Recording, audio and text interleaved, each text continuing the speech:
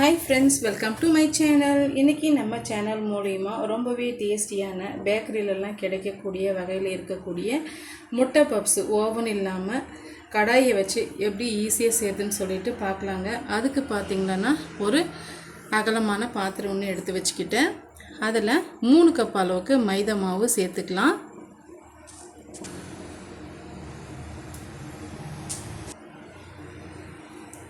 மூணு கப் அளவுக்கு நம்ம மைதா மாவு சேர்த்துக்கிட்டுங்க. இந்த பப்ஸுக்கு தேவையான அளவுக்கு நம்ம உப்பு வந்து சேர்த்துக்கலாம். ஒரு 1/4 டீஸ்பூன் அளவுக்கு சால்ட்டு சேர்த்துக்கிறேன். இது கூட ஒரு 3 டேபிள் ஸ்பூன் அளவுக்கு ஆயில் வந்து சேர்த்துக்கலாங்க. ஒரு முறை நல்லா வந்து கலந்து கொடுத்துக்கலாம். நம்ம சேர்த்துருக்க உப்பு எண்ணெயும் வந்து நல்லா இந்த மாவோடு கலந்து வரணும். இது போல் நல்லா வந்து அழுத்தம் கொடுத்து க்ரஷ் பண்ணி நீங்கள் மாவு வந்து பிசைஞ்சு விட்டுக்குங்க. அப்போ தான் வந்து நமக்கு கிறிஸ்பியாக ஸ்நாக்ஸ் வந்து கிடைக்கும். பாருங்கள், நான் வந்து ஒரு 5 நிமிஷம் வந்து நல்லா இது போல் கலந்து விட்டுக்கிட்டேன். இப்போ நம்ம மாவு வந்து பிடிச்சு பார்த்தீங்கன்னா ஒரு பிடிப்பு வரணும். இந்த அளவுக்கு இருந்தால் தான் வந்து கிறிஸ்பியாக நமக்கு பப்ஸ் வந்து கிடைக்குங்க. இப்போ கொஞ்சம் கொஞ்சமாக நம்ம தண்ணி சேர்த்துக்கலாம். எடுத்தோடனே அதிகமான தண்ணி வந்து சேர்த்துடக்கூடாது. இது போல் தண்ணி தெளித்து நல்லா வந்து பிசைஞ்சு எடுத்துக்கலாங்க. சப்பாத்தி மாவு கன்சிஸ்டன்சிக்கு நம்ம பிசைஞ்சு எடுத்துக்கலாம். இந்த அளவுக்கு நான் பிசைஞ்சு எடுத்துக்கிட்டேன். இப்போ இந்த மாவு வந்து காஞ்சி வராமல் இருக்கிறதுக்காக கொஞ்சமாக ஆயில் வந்து அப்ளை பண்ணிவிட்டு மூடி போட்டு அப்படியே வந்து ஒரு 1 ஹவருக்கு நம்ம விட்டுடலாங்க. ஒரு 1 ஹவர் கழித்து நம்ம பார்க்கலாம். இப்போ இது ஒரு மூடி போட்டு அப்படியே விட்டுடலாம். நல்லா வந்து மாவு ஊறி வரட்டும். ஒரு 1 ஹவர் வந்து நல்லா ஊறி வந்தாவே போதும். ஒரு 1 ஹவர் ஆகிடுச்சு. இப்போ ஓப்பன் பண்ணி பார்க்கலாம். பாருங்கள், நம்ம பிசைஞ்சு வச்ச மாவு நல்லாவே ஊறி வந்திருக்கு. இப்போ இதை நம்ம சின்ன சின்ன ரவுண்டுகளாக வந்து செய்து எடுத்துக்கலாங்க.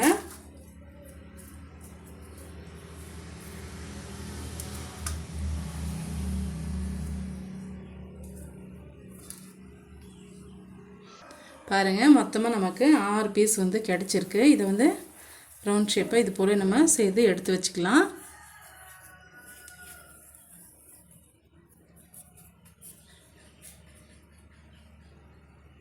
மொத்தமாக நான் 6 பீஸ் சேர்த்து வச்சுட்டேன். அதுக்கு மேலே வந்து கொஞ்சமாக ஆயில் வந்து அப்ளை பண்ணி விட்டுக்கிட்டேங்க.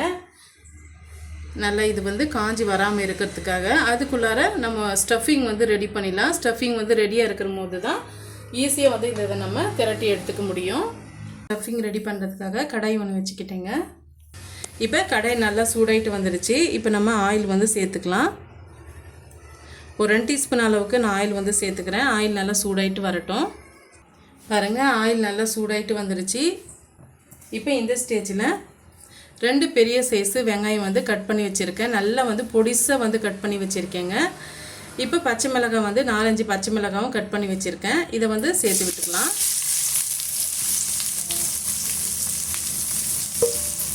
இப்போ இது ஓரளவுக்கு நல்லா வதங்கி வரட்டும். இந்த அளவுக்கு நல்லா வதங்கி வந்த பிறகு இஞ்சி பூண்டு பேஸ்ட் வந்து சேர்த்து விட்டுக்கலாங்க. நான் வந்து ஒரு 1/2 டீஸ்பூன் அளவுக்கு சேர்த்துக்கிறேன். ஏன்னா நம்ம மொத்தமாகவே 6 உருண்டைகள் தான் வந்து செய்ய போகிறோம். கொஞ்சம் மைல்டான இஞ்சி பூண்டு பேஸ்ட்டோட அந்த ஃப்ளேவர் இருந்தாலே போதுங்க, அதிகமாக வேண்டாம். இப்போ இந்த பச்சை வடைலாம் நல்லா போயிட்டு நல்ல ஒரு வாசமாக நமக்கு ஸ்டஃபிங் வந்து கிடைக்குங்க. நல்லா வதக்கி விட்டுக்கலாம். இப்போ இது கூட தேவையான ஸ்பைசஸ் எல்லாம் சேர்த்துக்கலாம். ஒரு 1/4 டீஸ்பூன் அளவுக்கு மஞ்சள்தூள். ஏற்கனவே நம்ம பச்சை மிளகாய் வந்து ஆட் பண்ணியிருக்கோம். இருந்தாலுமே கொஞ்சமாக நம்ம மிளகாய் தூள் ஆட் பண்ணும்போது தான் அந்த டேஸ்ட் வந்து நல்லாயிருக்கும். 1/2 டீஸ்பூன் அளவுக்கு மிளகாய் தூள். இது கூடவே மல்லித்தூள் வந்து ஆட் பண்ணிக்கலாம். ஒரு சின்ன டீஸ்பூனில் 1 டீஸ்பூன் அளவுக்கு மல்லித்தூள். இன்னுமே நல்ல கமகமான வாசனை கிடைக்கணும்னா கண்டிப்பாக நம்ம கரம் மசாலா சேர்த்தாகணும். ஒரு 1/4 டீஸ்பூன்லேருந்து ஒரு 1/2 டீஸ்பூன் அளவு வரைக்கும் கரம் மசாலா. இப்போ இது எல்லாம் சேர்த்துட்டு ஒரு 2 நிமிஷம் வதக்கி விட்டுக்கலாங்க. இப்போ இந்த பச்சை வாடெல்லாம் போகிறதுக்காக ஒரு 2 டீஸ்பூன் அளவுக்கு தண்ணி வந்து ஆட் பண்ணிக்கலாம். அதிகமாக வேண்டாம், ஜஸ்ட் வந்து ஒரு 2 டீஸ்பூன் அளவுக்கு மட்டும் சேர்த்துக்கலாங்க.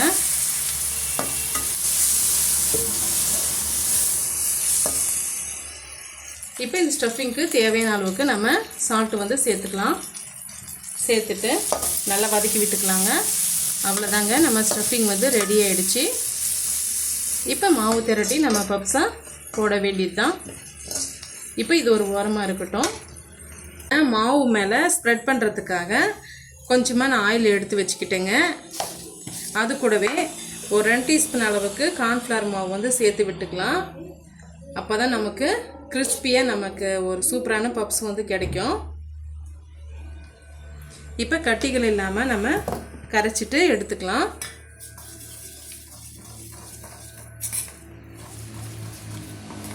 நல்ல ஒரு பேஸ்ட் பதத்துக்கு நமக்கு கிடைக்கணுங்க.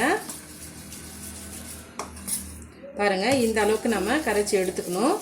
இப்போ இது ஒரு ஓரமாக இருக்கட்டும். இப்போ மாவு திரட்ட நம்ம ஆரம்பிச்சிடலாங்க.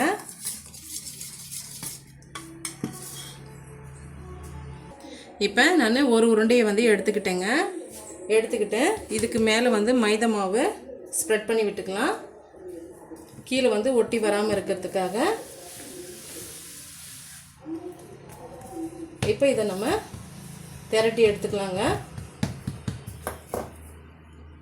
பாருங்கள், இந்த அளவுக்கு நான் திரட்டி எடுத்துக்கிட்டேன். எந்த அளவுக்கு வந்து தின்னாக வந்து திரட்டி எடுக்க முடியுமோ அந்த அளவுக்கு தின்னாக திரட்டி எடுத்துக்குங்க.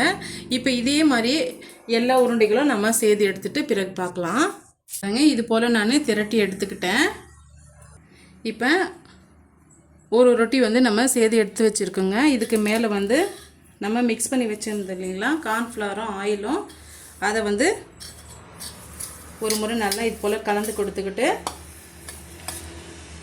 இது போல் லைட்டாக வந்து ஸ்ப்ரெட் பண்ணி விட்டுருங்க.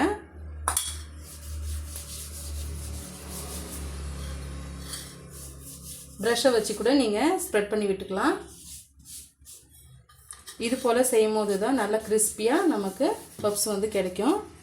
இப்போ இதுக்கு மேலே கொஞ்சமாக வந்து மைதா மாவு வந்து அப்ளை பண்ணி விட்டுக்கலாம்.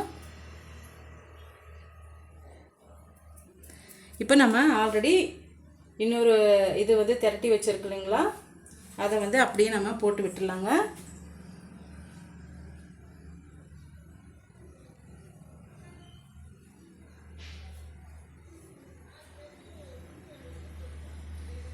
சேம் அதே மாதிரி மிக்ஸ் பண்ணி வச்சுருக்கேன் ஆயிலை வந்து இது போல்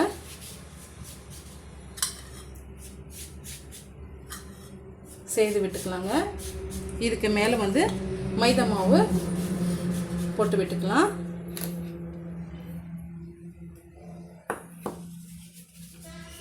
இதே போல் எல்லா மாவுக்குள்ளேயும் நம்ம சேர்த்துட்டு பார்க்கலாங்க.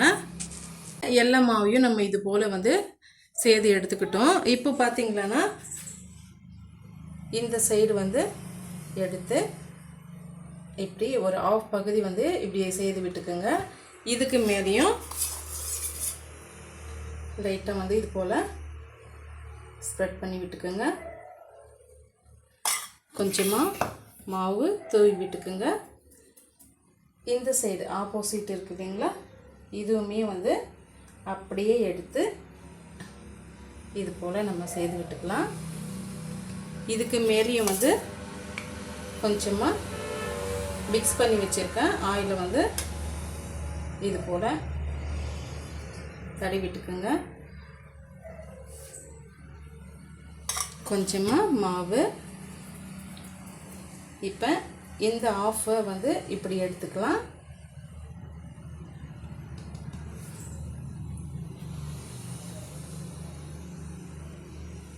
இப்படி செய்துட்டு நம்ம நல்லா வந்து திரட்டி எடுத்துக்கலாங்க. இப்போ திரும்பவும் கீழே வந்து ஒட்டி வராமல் இருக்கிறதுக்காக மைதா மாவு நம்ம போட்டு விட்டுக்கலாம்.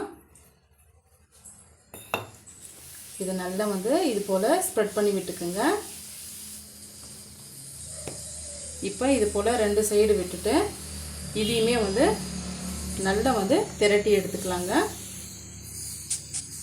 பாருங்கள், இது போல் வந்து திரட்டி விட்டுக்கிட்டேன். இப்போ இன்னொரு சைடும் கொஞ்சமாக மாவு இது போல் போட்டு விட்டுக்கிட்டு இதையுமே வந்து நல்லா இது போல் திரட்டி விட்டுக்குங்க.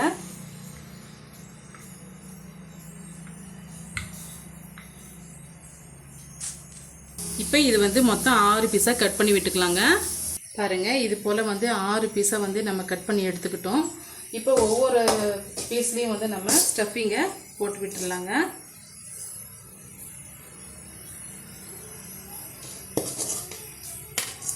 உங்களுக்கு எந்த அளவுக்கு ஸ்டஃபிங் வேணுமோ அந்த அளவுக்கு நீங்கள் போட்டு விட்டுக்குங்க.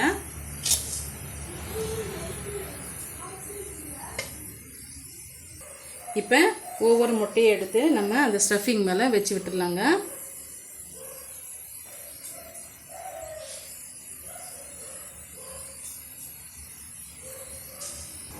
இப்போ ஒரு சைட்லேருந்து இப்போ இன்னொரு சைடு வந்து அப்படியே எடுத்து நம்ம ஸ்டஃப் பண்ணிடலாம். இப்போ இந்த ஓரப்பகுதியை பார்த்து நம்ம ஏற்கனவே மிக்ஸ் பண்ணி வச்சுருந்தோம் இல்லைங்களா ஆயில், அதை வந்து அப்படியே நம்ம கொஞ்சமாக போட்டு விட்டுடலாங்க, பிரிஞ்சு வராமல் இருக்கிறதுக்காக. எடுத்து லைட்டாக வந்து பாருங்கள், இது போல் அழுத்தி விட்டுருங்க.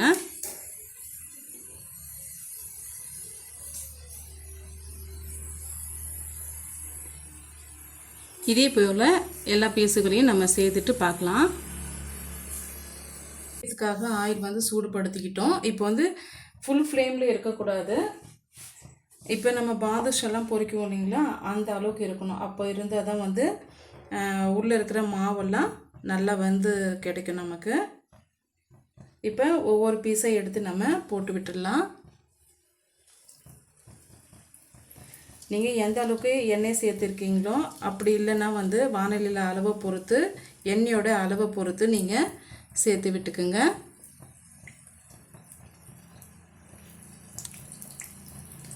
நான் வந்து மொத்தமாக 3 பீஸ் வந்து நான் சேர்த்து விட்டுக்கிறேன்.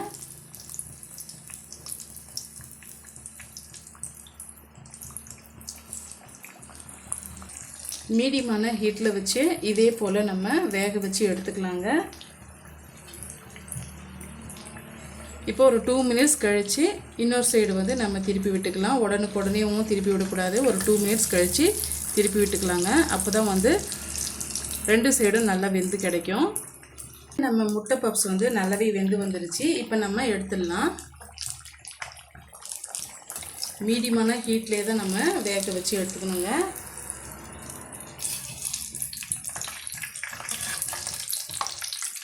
இல்லை மாவு வந்து நல்லா வெந்து வராது.